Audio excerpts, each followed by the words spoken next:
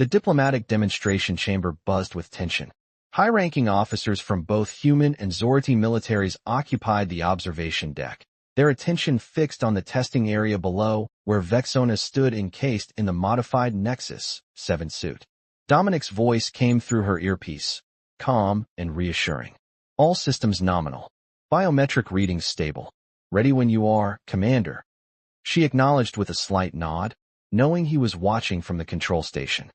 This demonstration would determine whether the technology exchange program continued or was terminated, a decision with significant political implications for both species. Distinguished observers, Vexona addressed the gallery, her translator converting her words to standard human English.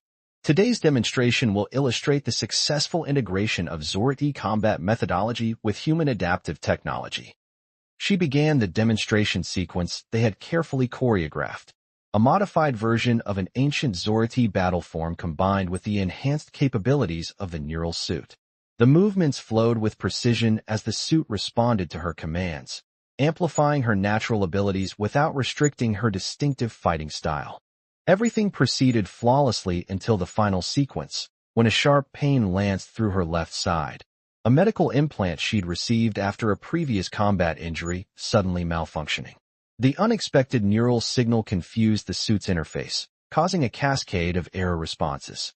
Warning lights flashed across the control panel as Dominic instantly recognized the problem. Vexona, stop the sequence, he ordered through the private channel. The suit's responding to pain signals. But it was too late. The suit's emergency protocols engaged, misinterpreting her physical distress as an attack. Instead of locking up as the earlier version had, this modified prototype acted on its primary directive: protect the wearer at all costs. The suit's defensive systems activated, energy shields deploying around her body and weapon systems coming online, pointing directly at the observation deck. System override. Dominic shouted into the comms, his fingers flying across the control panel. Security Protocol Alpha 7 Delta. The observation deck erupted in chaos.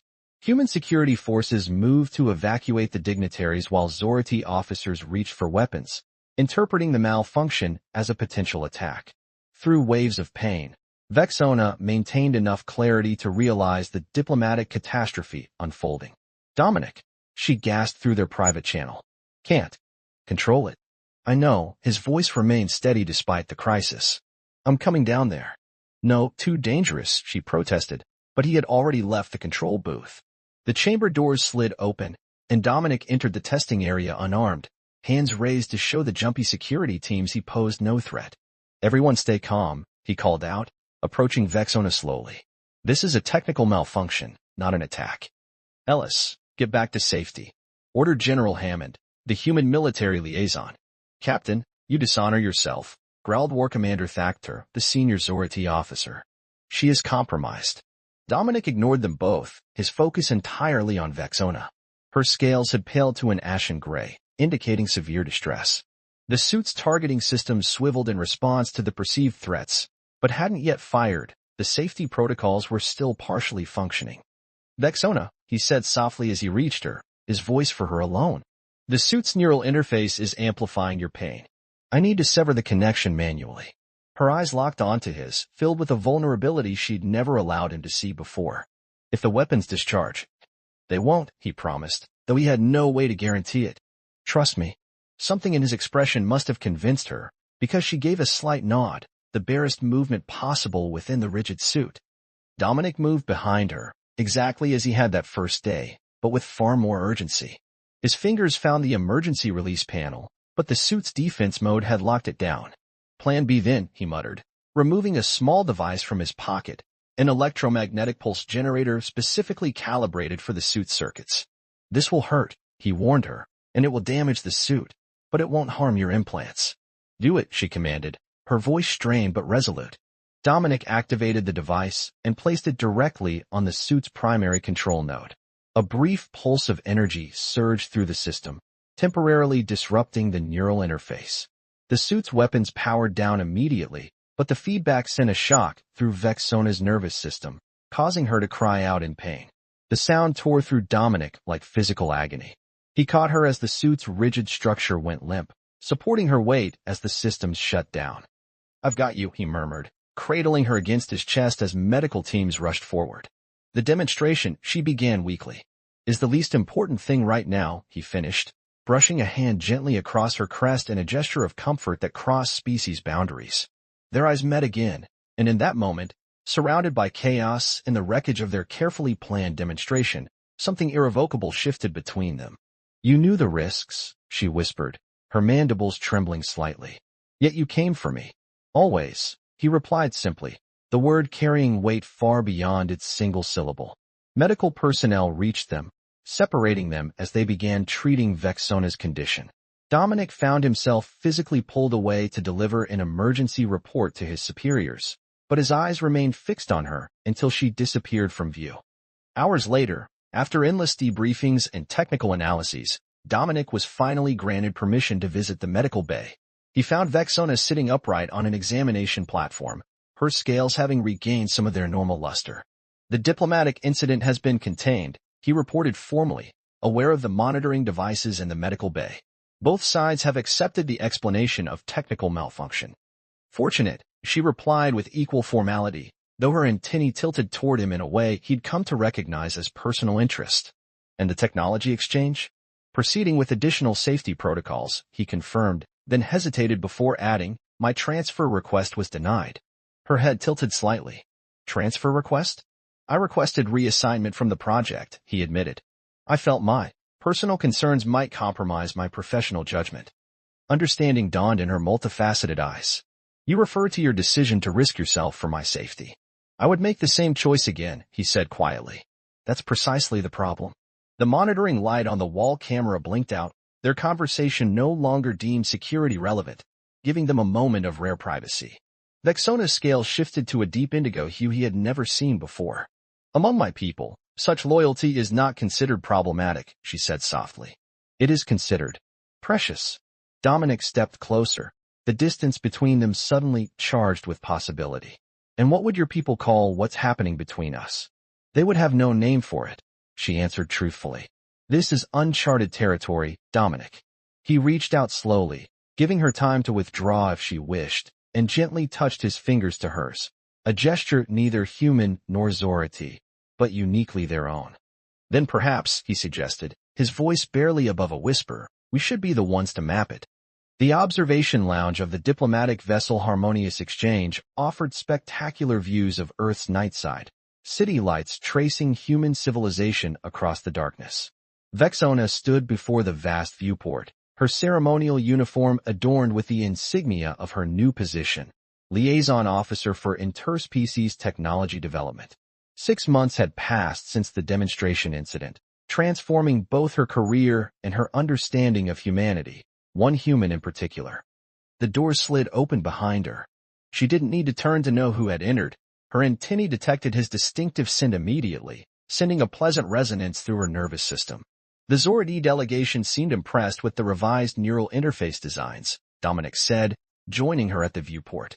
His uniform now bore the rank insignia of Major, a promotion earned partly through the success of their joint project. Impressed enough to approve Phase 2 development, she confirmed, her scales shifting to a pleased turquoise. Though War Commander Thactor remained skeptical about the cultural integration elements. Dominic smiled. He'll come around when he sees the combat efficiency improvements. Indeed, my people respect results above all else. A comfortable silence fell between them as they watched a meteorite streak across Earth's atmosphere, a brief flare of brilliance against the blackness. Their relationship had evolved much like that meteor, unexpected, bright, and transformative. I received my new orders today, Dominic said finally, turning to face her. The Joint Command has approved my request for extended assignment to the Zorati homeworld as technical advisor. Vexona's scales rippled with iridescent patterns, a display of emotion she no longer attempted to suppress in his presence. 6 standard months? 12, he corrected, his expression serious. If you think that's appropriate. She understood his hesitation. Their relationship had developed gradually through private moments stolen between official duties, shared meals, cultural discussions, and eventually, careful explorations of their different physiologies. They had created their own language of touch and gesture, bridging the gap between human and Zorati sensibilities. Yet they had never formally defined what existed between them. My living quarters on Zerathia Prime would be inadequate for human comfort, she noted practically. I've been studying the environmental requirements, he replied. The atmospheric composition is within my tolerance range with minimal supplementation. That is not what I meant, Vexona said, her mandibles clicking softly, the Zorati equivalent of nervous laughter. I meant that my personal space is designed for solitary habitation. My people do not typically share living quarters outside of formal pair bonding. Dominic's eyes widened slightly as he caught her meaning. Oh, I didn't mean to presume. You presume nothing that I have not already considered, she interrupted, reaching out to touch his face in the way she had learned he appreciated, a gesture that had become uniquely meaningful between them. His hand covered hers, warm against her cooler scales. Are you saying what I think you're saying, Vexona? I am saying that my assignment to Earth concludes in 2 standard weeks, she replied carefully, and that Zorati customs would permit a formal request for companionship evaluation before then. Companionship evaluation? He repeated, a smile playing at the corners of his mouth. That sounds very bureaucratic. It is, by your standards, she admitted. My species approaches pair bonding methodically. There would be formal interviews with family elders, compatibility assessments, cultural integration evaluations. Vexona, Dominic interrupted gently, are you inviting me to meet your family? Her antennae fluttered in embarrassment. I am attempting to follow proper protocol while acknowledging that our situation has no precedent. There exists no formal procedure for a Zorati commander to request pair bonding consideration with a human. Dominic stepped closer, reducing the space between them in a way that still sent thrills of awareness through her nervous system. Then perhaps, he suggested, his voice low, we should create our own protocol. Something that honors both our traditions. She tilted her head questioningly. What would that entail? In human tradition, he began, taking her 6-fingered hand between both of his. When 2 people wish to explore a permanent connection, one might offer a token of commitment. From his pocket, he withdrew a small object and placed it in her palm. It was a pendant, a delicate melding of Zorati crystalline technology and human metalwork. At its center glowed a tiny replica of the neural interface pattern from the suit that had first brought them together. This is, she searched for the appropriate word, her translator implant momentarily overwhelmed by emotion, beautiful. It contains elements from both our worlds, Dominic explained. The outer casing is made from metals mined on Earth, while the inner components come from Zorati crystal technology. Together, they create something neither world could produce alone. The symbolism was not lost on Vexona. Her free hand rose to touch the ceremonial markings along her neck crest, the location where Zorati traditionally displayed tokens of pair bonding intent. Would you? She asked, offering him the pendant. With gentle reverence, Dominic fastened the pendant around her neck crest, his fingers lingering against her scales in a touch that conveyed more than words could express. In return, she said when he'd finished, I offer you this. From within her ceremonial armor, she removed a small device, a modified communication implant embedded in a band of metals native to her homeworld. This signifies protection and connection among my people, she explained, slipping it onto his wrist. It will allow you to understand our language without translation technology and identifies you as under the protection of the Kathon lineage. The device activated at his touch, glowing with a soft blue light as it calibrated to his biology. I can feel it, he said with wonder as the device synchronized with his nervous system. It's like, I can sense your presence somehow. Because it is attuned to my biological signature, she confirmed, as is customary for formal courtship indicators. Dominic looked up, his expression suddenly serious. Is that what we're doing? Courting. Vexona's scales shifted through several colors before settling on a deep, resonant purple, a shade Dominic had come to recognize as her most unguarded emotional state. We are creating something without precedent, she said softly. It will not be simple. Both our worlds will question, perhaps oppose. The biological differences alone present significant challenges. I'm aware, he nodded. But I've never been interested in simple, Vexona. And neither have you. No, she agreed, a rare smile forming across her mandibles. Simplicity is vastly overrated. She extended her hand in the human gesture he had first offered her months ago, but now with the deeper understanding of its significance. When he took it, their fingers intertwined, 3 of hers to 5 of his, different yet perfectly complementary. The diplomatic corps has a saying. Dominic mused as they turned back to the viewport. Earth and stars spread before them. The most important connections are formed not when we find common ground, but when we build bridges across different ones. Vexona contemplated this as she leaned slightly against his shoulder, a posture that had once seemed alien to her, but now felt like the most natural position in the universe. A surprisingly wise concept, she conceded, her antennae brushing affectionately against his temple. For humans. His laughter filled the observation lounge, a sound she had once found jarring but now treasured.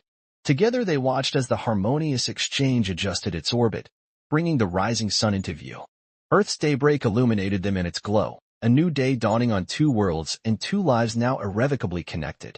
Not because they were the same, but because they had found beauty and strength in their differences, beginning with a malfunctioning suit and ending with something neither had imagined possible, a connection that transcended species, planets, and the vast emptiness of space that had once separated them.